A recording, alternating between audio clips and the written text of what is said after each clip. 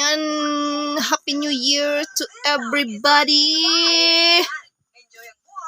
It's 9:25 in the morning, January 1, 2026. Ang gupsal sa bahay ni Milagrosa.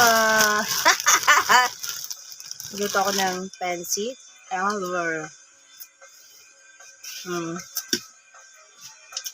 Simple lang yung aming sanggupsal dito.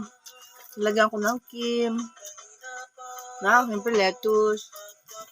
Mayroon kung gusto nga. Pwede rin ng bagyo pechay. Tapos lagyan natin ng pork and chicken to, mga kutsam. Pork and chicken. And then, I put something onion. White onion. And then, garlic. Yes, I love it. Garlic and chili paste. Yes, you heard chili paste.